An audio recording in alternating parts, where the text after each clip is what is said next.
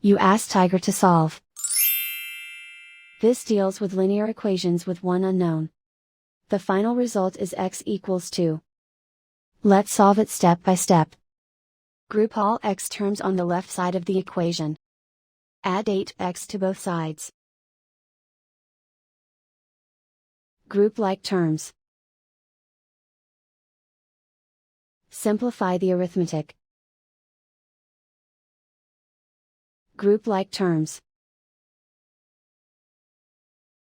Simplify the arithmetic. Group all constants on the right side of the equation. Subtract 8 from both sides. Simplify the arithmetic.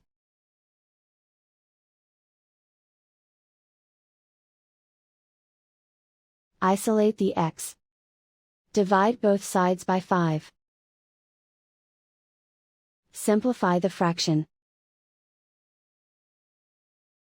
Find the greatest common factor of the numerator and denominator.